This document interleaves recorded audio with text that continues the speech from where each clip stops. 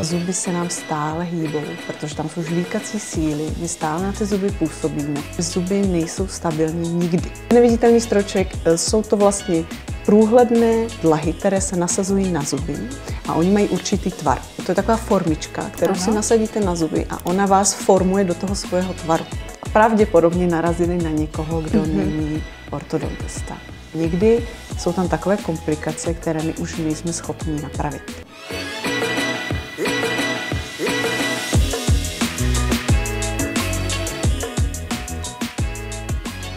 Krásny úsmev a zdravé zuby. Aj tieto slovné spojenia dneska v našom podcaste budeme skloňovať najčastejšie. Dnes tu sedíme práve s Danielou Kavkovou, s pani doktorkou, ktorá je zubná doktorka a zároveň čelustná ortopedička. Vítajte. Ďakujem, vítejte taky.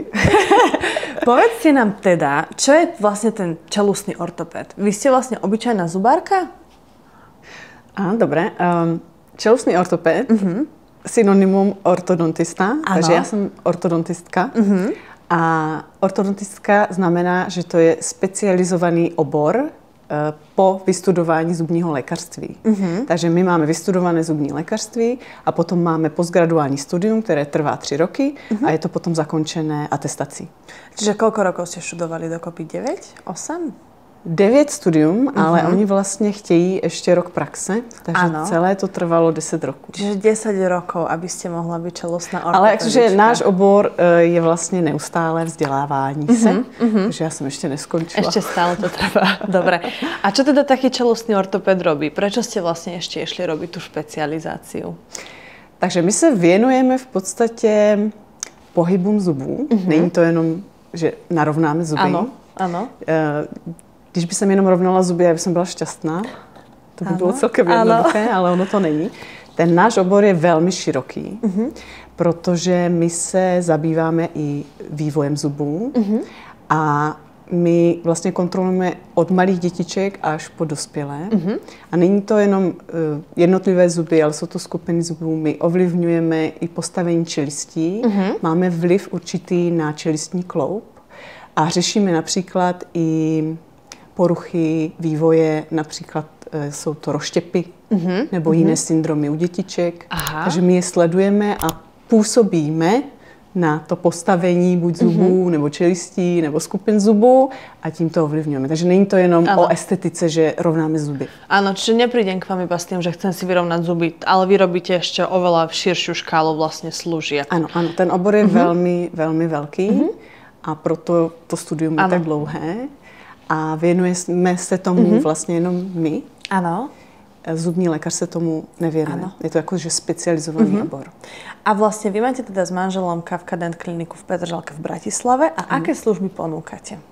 Čo si k vám môžem prísť dať spraviť teda? Tak v podstatě my už nabízíme veškerou tu škálu té stomatologie, která je.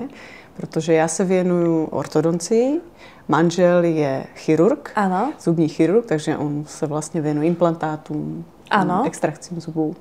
A potom máme ještě paní doktorku, která se zabývá hlavně dětmi, ale opravuje kazy, dělá korunky. Takže obsáhneme vlastně všecko, co je potřeba. Že ste tým niekoľkých špecialistov a naozaj, že akýkoľvek zubný problém, vy na ňo nájdete riešenie. Máme dentální hygienistky, takže od hygieny až po specializované obory máme. Čiže vlastne u vás naozaj nejde iba o tú estetiku, ale vy viete aj napríklad detekovať nejaký problém, ktorý v budúcnosti má potenciál vyrásť? Že ja prídem napríklad s dieťaťom na tú preventívku alebo na prehliadku a vy vlastne hneď viete, že toto sa môže stať a viete to nejako uchopiť v zárodku? Ano, toto je velká výhoda toho, že jsme tam všichni společně, protože může přijít člověk ke mně na konzultaci, ale já už tam vidím problém například, který je řešitelný chirurgicky, nebo to se mi stává velmi často, že mi přijdou pacienti, kteří mají ještě kazy a nemůžeme dát žádný stroček, když tam ještě kazy jsou.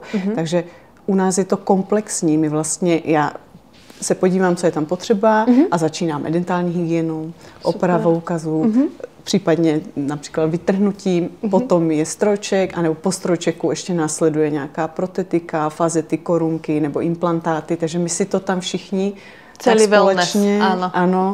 A to je velmi důležité, protože my se spolu umíme dohodnout. Máme to v jednom systému, máme rentgenové snímky, CTčka a spolu si to konzultujeme. Super. Takže ono se to dá i jakoby na dálku, protože zase mám spolupracující lékaře, kteří mě posílají na tu specializovanou práci na ten strojček a já jim zase zpětně posílám toho pacienta a on vlastně udělá ty svoje úkony. Takže dá se to tak, u nás je ta výhoda, že to máme pod tou jednou strechou. Pod jednou strechou, že je to praktickejšie, asi verím, že aj rýchlejšie. Možno, že keď viete hneď komunikovať navzájom. Áno, jakože často si běháme po chodbě, prosím tě, můžeš se podívat, pojď sem ještě. Ano. Super. A teraz obrovský fenomén sú práve neviditeľné strojčeky. A pre mňa ako napríklad záujemcu o tento strojček je taká najväčšia výhoda, že ten strojček je naozaj neviditeľný, že pri práci napríklad mi nezavádza z estetickej stránky, môžem sa fotiť, nebude vidno. Povedzte nám o ňom viac, čo sú vlastne tie neviditeľné strojčeky. Verím, že na Slovensku sa skloňujú pod názvom Invisalign. Je to isté? Tak Invisalign už je konkrétní značka toho poskytovatele, ale je to v podstatě taková průhledná dlaha, která je schopná vám rovnat zuby. A já už bych neřekla, že to je v dnešní době. Pro někoho možná je to nové, ale ono už to existuje celkem dlouho. Ale je to úplně jiný typ aparátu, než jsme my ještě za mých studií byli zvyklí, protože jsme měli vlastně hlavně ty fixní aparátky, měli jsme ty vyndávací strojčeky. Ale toto je úplně jiný typ léčby i technicky, i pro mě. Vlastně jsem schopná tímto typem aparátku mnohem snadněji vyřešit nějaký problém, než třeba jsme ty možnosti měli předtím. Takže já, když mi přijde ten pacient a vidím jeho problém, tak mě už běží v hlavě, že jakým nejjednodušším způsobem bychom to mohli vyřešit. A někdy mu dám vlastně na výběr, že může to vyřešit fixním nebo tím neviditelným, ale někdy mu na výběr nedávám, protože vím, že jedním nebo druhým by se to vyřešilo snadněji. Ale ten neviditelný strojček, jsou to vlastně průhledné dlahy, které se nasazují na zuby a oni mají určitý tvar. Ten tvar, já tomu říkám, když to vysvětluju, že to je taková formička, kterou si nasadíte na zuby a ona vás formuje do toho svého tvaru. A má na to 7 až 10 dní. A po těch 7 až 10 dnech si vyměníte další formičku. Takže my ten neviditelný strojček připravujeme dopředu. Já to celé musím vymyslet, tu léčbu, pomocí už softwaru a 3D modelů. Takže moje práce už se přesunula i k počítači. A tím, že to celé vymyslím, tak já potom ten léčebný plán vlastně dám vyrobit. A pacient už dostane ty formičky a si je vyměňuje postupně. A velkou výhodou je, že já mu na začátku ukážu, kam směřujeme, co bude naším cílem, jak to bude vypadat. Ta motivace už je úplně jiná. Od těch fixních rovnátek, tam jsem to neuměla ukázat. Áno, čiže toto vlastne ten pacient vidí, že toto mám a do tohto sa viem dostať. Ešte predtým, ako začne. Vlastne áno, a on to vlastne i schválí. Dokud to neschválí, tak to nevyrobím. Až to schválí, tak to vyrobím a on to potom začne nosit. A on vidí, v které fázi je, protože si to doma zase může pustit a dívá se a kontroluje si to. Tak to už jsem a zbývá mi ještě polovina například. Je to taková lepší spolupráce. A z pohľadu toho zubára, práve vás, alebo teda čelustnej ortopedičky, čo je najťažšie na tomto celom procese? Pretože pre toho zákazníka to je niečo pohodlné. Je to niečo neviditeľné, vy mu presne dáte nejaký plán, ja si to budem iba meniť každých pár dní, zrazu budem mať o pár rokov zdravé zuby, teda krásny úsmev, zdravé zuby. Čo je pre vás ale najťažšie na tomto celom?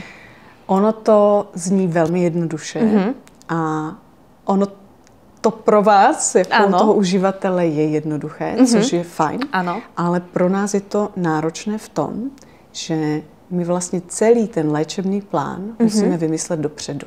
A to je na tom to nejdůležitější a to je na tom to nejtěžší. A vlastně dělá to ten ortodontista. A mně se úplně vlastně změnila ta práce v tom, že já mám určité ordinační hodiny, kdy se věnuju těm pacientům osobně. Kontrolujeme, konzultujeme. Ale já mám potom ještě několik hodin těch léčebných plánů, kdy já sedím toho počítače a já to musím tvořit. A to zabere hodiny té tvorby, protože je to náročný software a já musím komunikovat s technikem, který vlastně ten software umí udělat do toho videa. Ano. A my si to několikrát vyměníme, ten technik sedí na druhém konci světa.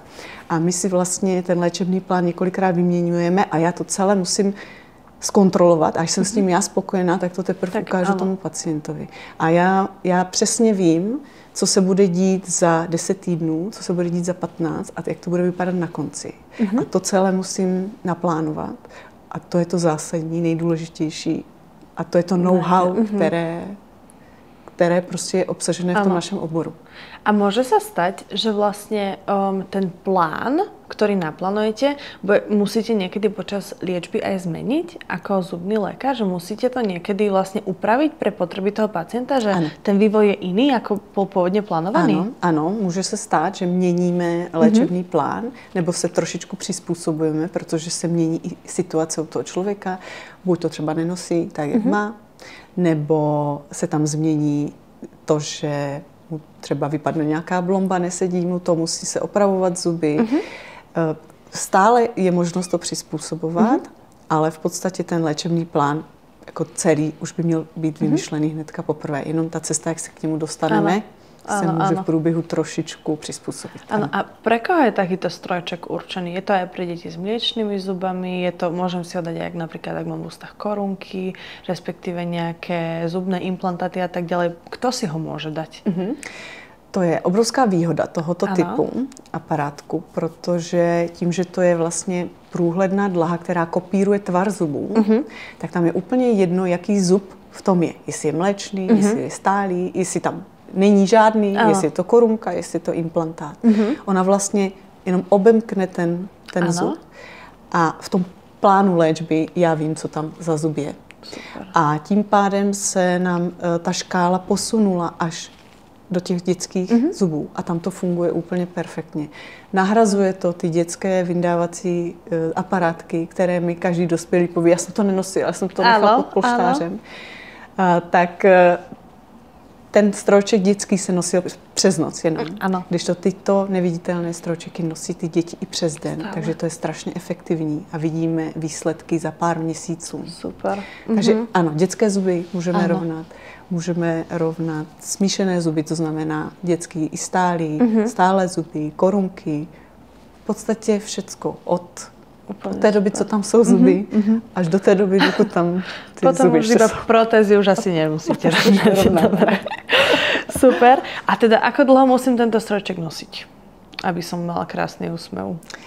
Tak to je velmi individuální, podle toho, s jakým problémem vlastně přicházíte a jsou nějaké anomálie postavení zubů, které vyřešíme během pár měsíců a jsou vady, nazveme to vady, které jsou velmi náročné a trvají i několik roků. Máme i pacienty, které připravujeme na velkou čelistní operaci, když mají problém kostěný. Ano.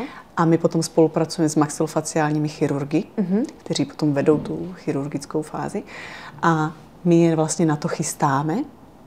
Připravíme ty zuby, potom dojde k té chirurgii, potom my to ještě dokorigujeme a to trvá třeba 2-3 roky.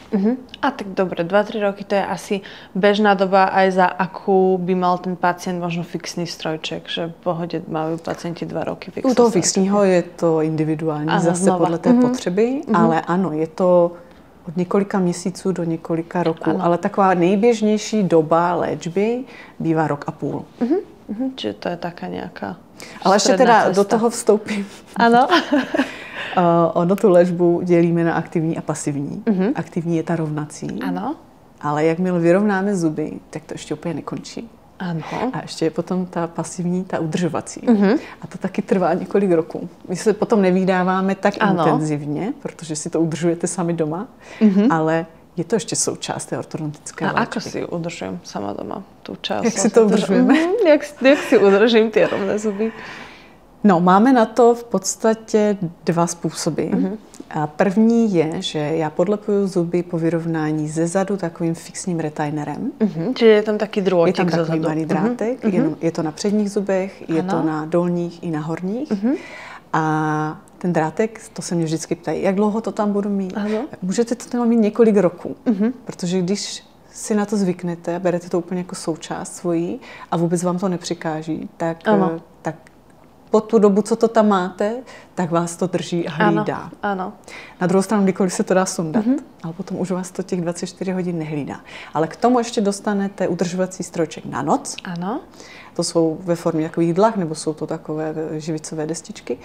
A to si dáváte taky několik roků. Ale zase záleží, jaká tam byla ta původní vada. Ano, jasné. Někdo to potřebuje krátko, někdo to potřebuje déle. Takže dobre, ale keď mám napríklad ten drôtek do zubov, tak to necítim, to netlačím a to nebolí ma, to vôbec, akože s tým si hneď zvykneme. Dá se to čistit, chodíte s tím na hygienu. Pokud by se vám to někdy uvolnilo, i to se může stát, tak se to zase doupraví a zase s tím fungujete dál. A mňa by ešte zaujímalo, že vlastne do akého veku sa ľuďom, alebo verím, že u žien aj mužov to môže byť rozdiel, že sa nám tá čelusť pohybuje celý život, alebo napríklad možno si dať neviditeľný strojček v 40-ke a bude potom tá pasívna fáza kratšia, ako keď si ho dám v 20-ke, alebo že ako dlho mne v živote pracuje vlastne ešte tá čelusť, tie zuby? No, u těch zubů je to zajímavé, protože oni se nám vlastně hýbou celý život. Ty čelisti, ty kosti, ty ne. Ty vlastně, pokud dojde k tomu vývoji a ukončení růstu, tak ty už se nám vlastně nehýbou, nerostou, nezvětšují se, ale zuby se nám stále hýbou, protože tam jsou žvíkací síly, my stále na ty zuby působíme, ty zuby se otírají, zmenšují se, pak nám nějaký vypadne, takže zase se ta situace změní. Takže zuby nejsou stabilní nikdy. Proto ta udržovací fáze je důležitá. A může trvat dlouho. A může trvat dlouho, nemusí. My se samozřejmě snažíme, abyste nemuseli mít celý život ten strojček na noc, tak postupně vám to ubíráme. Dobre, a teraz poďme na takú možno, že trošku menej nepríjemnú tému. Verím, že si sa s ňou už stretli. Ano. Na Slovensku je teraz obrovská kauza, ktorá sa udiala, že niektorí necertifikovaní zubní lekári začali rovnať zuby. A teda sa chcem opýtať, že môže mi akýkoľvek zubár vyrovnať tie zuby? Môže mi nasadiť neviditeľný alebo fixný strojček? To se bohužel teďka objevuje. Ano. A málo kdo vlastně vůbec ví, že existuje tento specializovaný obor na pohyb zubů, na vyrovnávání zubů, že ta ortodoncie je jakoby specializace zubního lékaře. Takže zubní lékař bez této specializace vám nemůže hýbat zuby. Jakože není to... Ano. Není to jakože legální. Ano, košer to není úplně. Ano, rozumíme. Nemělo by se to dít, bohužel se to děje. Ano. Bohužel se to děje. A tím, že se to medializovalo, tak se mi hodně objevují pacienti u nás v ordinaci, kteří už léčbu mají, ta léčba probíhá a oni se přijdou zeptat, jestli je to v pořádku, že mají problém, že pravděpodobně narazili na někoho, kdo není ortodontista. A je to potom problém i pro nás, protože je rozdíl řešit postavení zubu od začátku s naším léčebným plánem, než řešit už problém, léčba, která proběhla a my to máme řešit znovu. A někdy jsou tam takové komplikace, které my už nejsme schopni napravit. Takže já bych doporučila, aby lidé věděli, ke komu chodí a aby na tuto specializovanou práci si našli toho specialistu. Toto je veľmi zaujímavé práve to, lebo ja verím, že väčšina z nás, keď príde k svojmu zubárovi napríklad na kontrolu a on mu ponúkne na bežnú alebo dentálnu hygienu alebo bežnú prehliadku a on mu ponúkne ten strojček, tak my ako bežní užívateľia už tam nehľadáme za tým nič ďalšie. My si povieme, dobre, je to môj zubár, verím mu, môže mi dať ten strojček a neriešime, či on vlastne je čelustný ortoped alebo nie je. A to je úplne, že fenomén u nás. Keď to zubár ponúkne, tak ako vydáváme ruky tomu preč. Rozumím. A proto jsme tady, aby jsme udělali trošku osvětu. Že nemělo by se toto určitě dít. Čiže treba si to overovať. Áno. Dobre, a teraz v takom mojom mladickom slovníku Gen Z by som sa chcela opýtať, že čo sú také tie red flags, na čo si treba dať pozor u tých zubárov, že ako zistím, že to je naozaj skutočný čelustný ortopéd a že má nejaké svoje kvality. Čo sú vaše rady? Tak určitě důležité, zásadní je, abyste věděli, ke komu chodíte. Dobré. Protože může se stát, že jdete na nějakou větší kliniku a tam vlastně nevíte, ke komu vejdete. Ano. Takže určitě se ptát kdo to je. Buď se vám představí, já se teda vždycky svým pacientům představím a máme jmenovky. Takže podle jmenovky, nebo je to napsané, nebo se prostě zajímejte se, zeptejte se.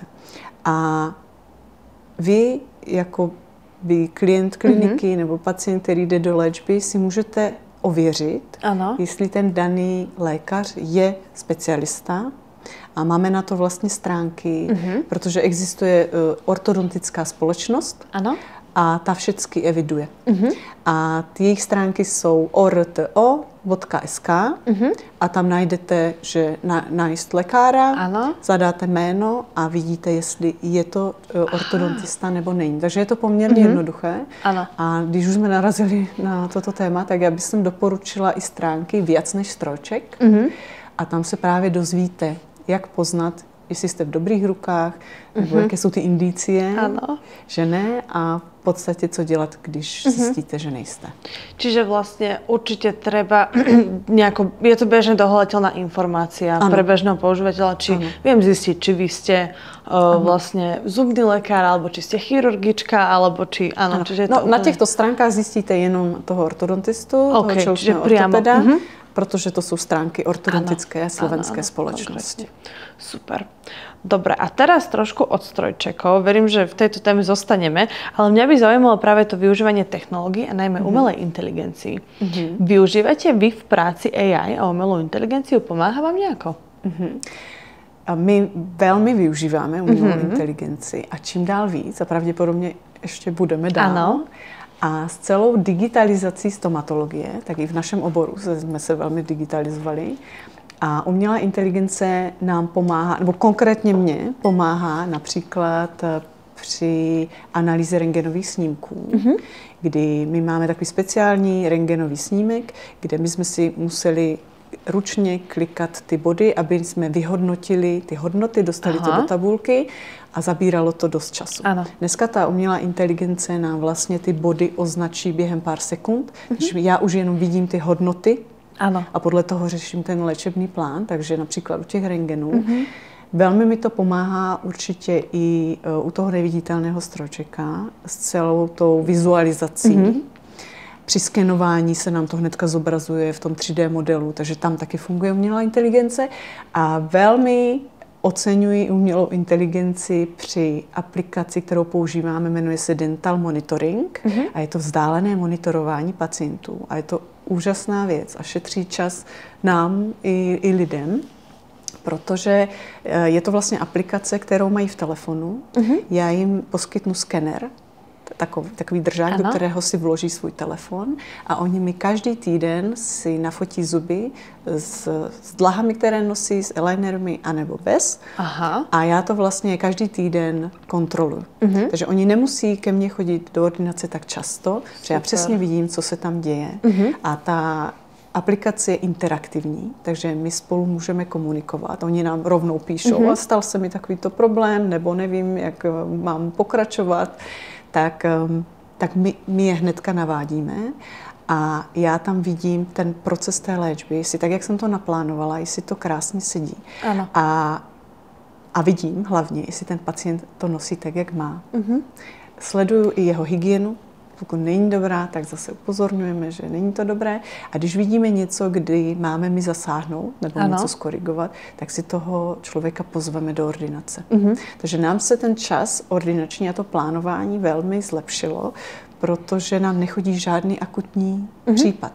My si toho člověka pozveme ve chvíli, kdy je to potřebné. A když to potřebné není, tak k nám nemusí několik měsíců dojít. A je to úžasné pro pacienty, kteří pracují nebo cestují daleko v zahraničí. Já jsem teďka měla pána, kterému jsme odezdali neviditelný strojček a měl to na rok. A my jsme se celý rok neviděli osobně. Já jsem ho teda viděla každý týden. A on byl někde na druhém konci světa. A já jsem přesně věděla, že všecko je v pořádku a nemusíme se vidět. Ja som sa presne na toto chcela spýtať, že napríklad ja tiež mám tradíciu, kedy rada odídem napríklad na pár mesiacov na remote work, alebo jednoducho, že nie som stále na Slovensku. A či teda akože to musím tak udržiavať, že každý mesiac prídem. Ja si napríklad pamätám, pred 15 rokmi možno mojej sestre nasadili fixný strojček. Áno. A robila to tu v Bratislave a rodičia som s ňou každý mesiac museli chodiť. Áno. Každý mesiac chodili. Čiže to už vlastne nie je realita. U neviditelného aparátku ne, u fixního tam je potřebné, abyste chodili pravidelně, osobně, co 6 týdnů, aby jsme to uměli naaktivovat, aby jsme vyměnili ten drátek. Áno. Takže to je trošičku nevýhoda. Áno. Takže výhoda toho neviditelného strojčku v tomto je obrovská. Aj na diaľku úplne takto. Že naozaj, že stačí prísť na vstupné vyšetrenie a pri ideálnej liečbe môže niekoľko naozaj dlhých mesiacov. Super.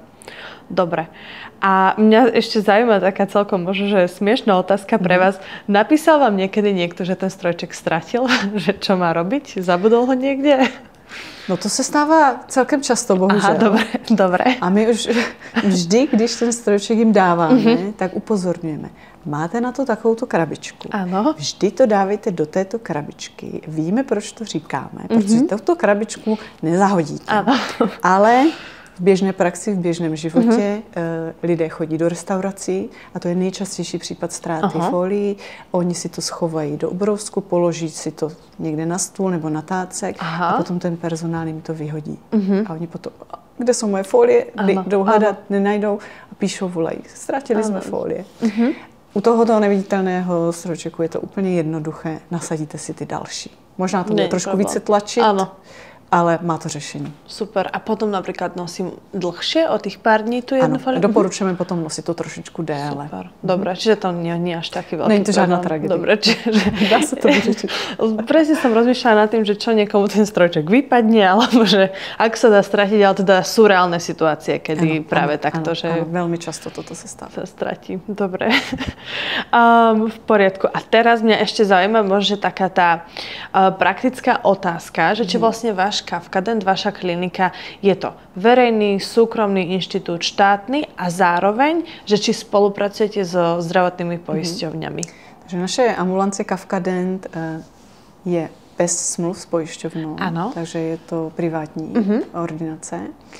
Ale doplnila by jsem, že co se týká mého oboru, té ortodoncie, tak zdravotní pojišťovna přispívá dětem do 18 roků.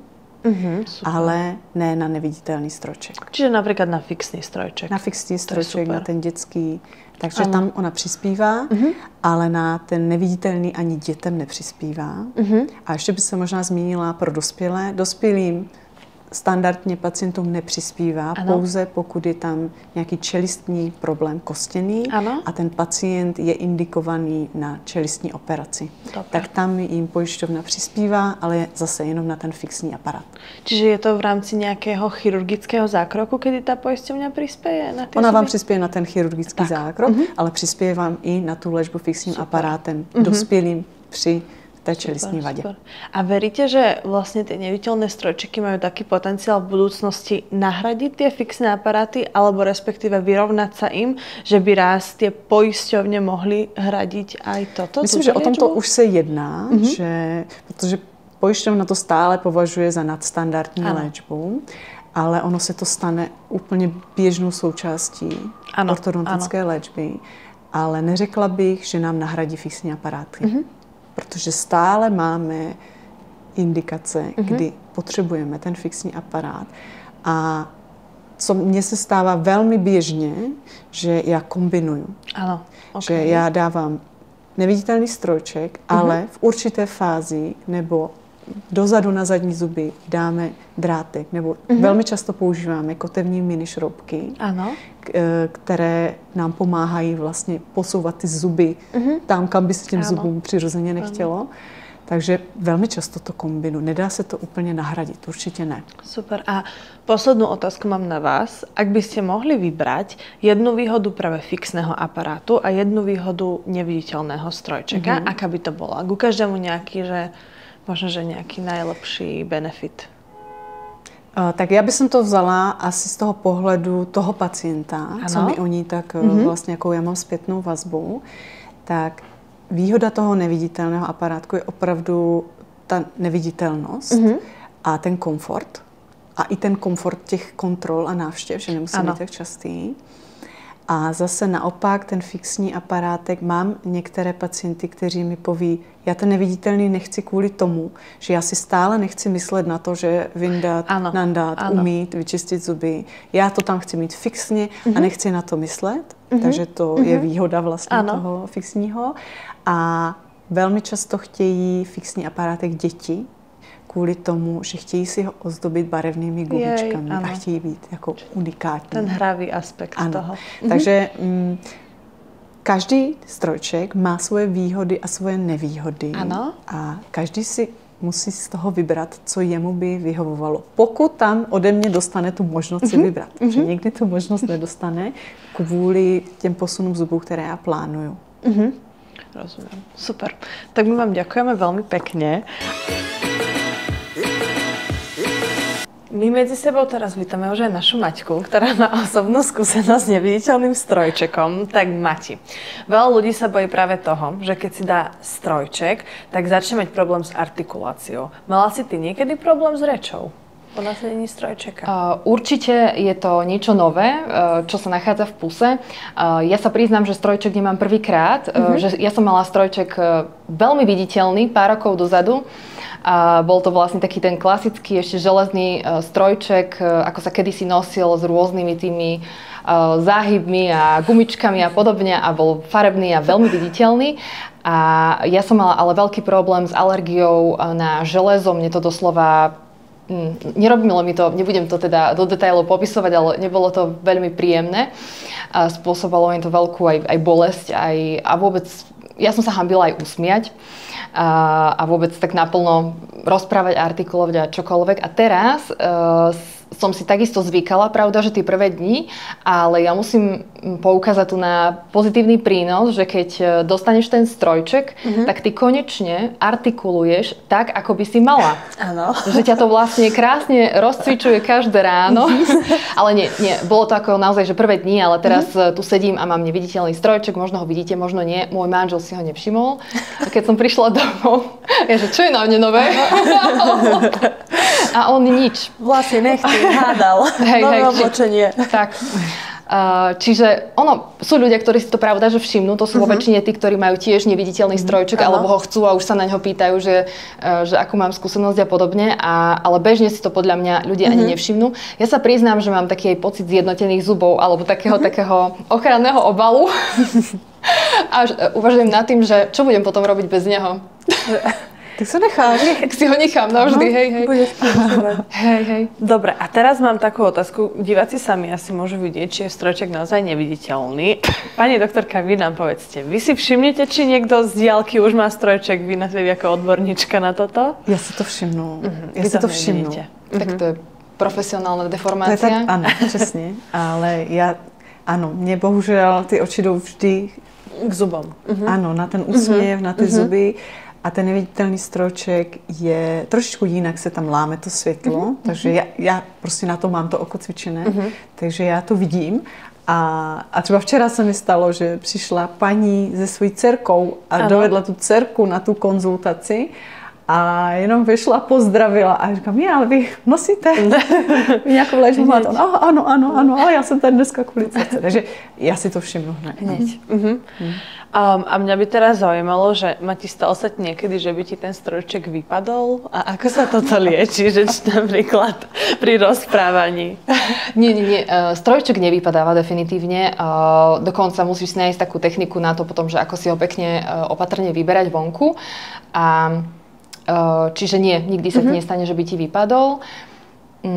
Inak má to ešte také pozitívum, že potom si vlastne uvedomuješ, že kedy ješ, lebo ja som vždy jedla tak, akože počas celého dňa som vždy niečo jedla a teraz v podstate, keď jem, tak si ho zvyčajne na 90% vždy dám dole a potom sa pustím do jedla, čiže ja si tak akože vlastne lepšie, viac uvedomujem, kedy je ten čas sa najesť, aj si to tak akože lepšie delím podľa mňa.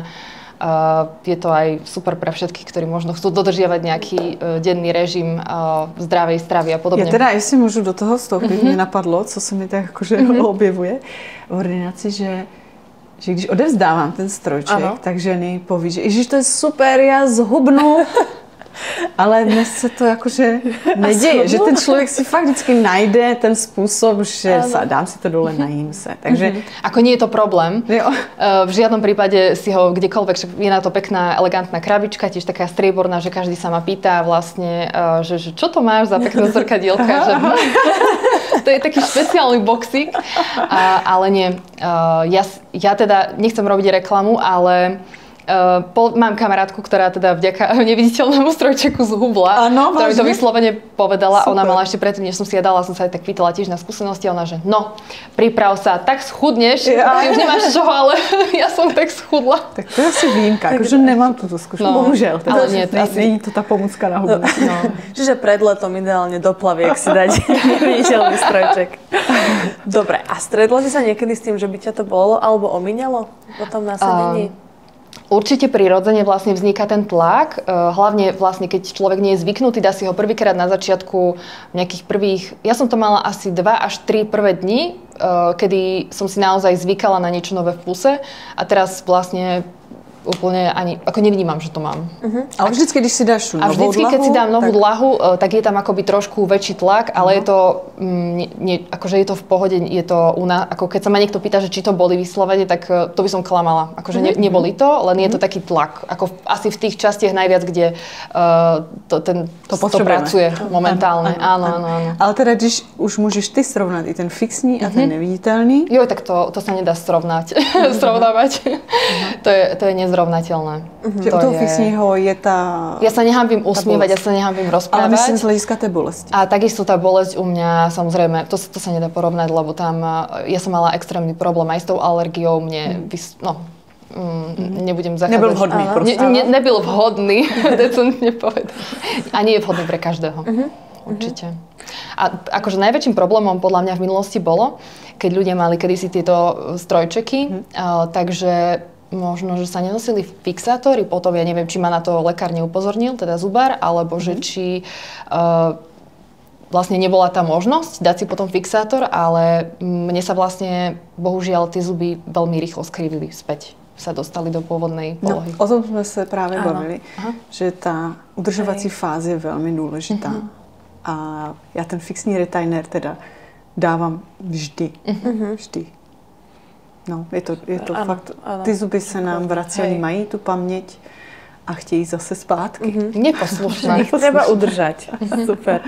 A teda poslednú otázku mám na vás, dievčatá. Mati, my sme sa bavili predtým o dental monitoringu. To, že je to veľmi praktické, má ten neviditeľný strojček, že fyzicky veľakrát nemusíš navštíviť tú ambulanciu niekoľkokrát za mesiac a že to vieš vlastne všetko z pohodlia domova alebo akéhokoľvek miesta na svete monitorovať. Vnímaš, aké najväčšie výhody vďaka tomu dental monitoringu vnímaš?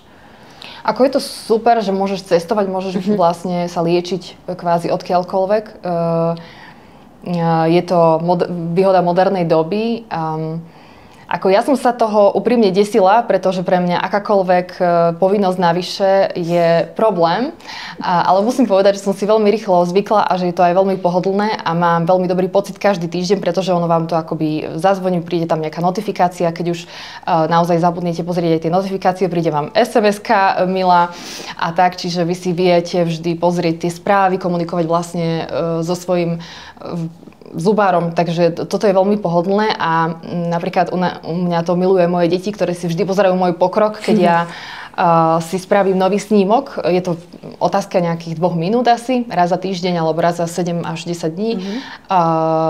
No a potom tí deti si pozerajú tie snímky v tej aplikácii, ktoré sa tak hýbu. To je taká animácia, že ako to bolo predtým, ako je to teraz, takže aký mám progres a to je taký dobrý pocit, že sa to hýbe a vlastne naozaj aj cítim, že už som na dobrej ceste. Aj po krátkom čase. Že to vidíš vlastne sama na sebe, to je super. Ako vidím to sama na sebe a vidím to teda aj v tej aplikácii, ktorá to vlastne 3D, no je to tam či 5D, či koľko teda je to normálne videozobrazenie. Super, tak my vám veľmi pekne ďakujeme aj za reálnu skúsenosť. A ja ďakujem, bola to moja prvá skúsenosť aj vo videu ako akčná žena vo vlastnom podcaste. Áno, prvýkrát si host vo vlastnom podcaste. Prvýkrát som, takže premiéra. Ďakujeme veľmi pekne. Ďakujem pekne. Takže akčné ženy už pracujú s úsmevom, ako je heslo kliniky Kafka Dentu a my veríme, že vďaka tejto klinike budete pracovať s úsmevom aj vy. Ďakujeme.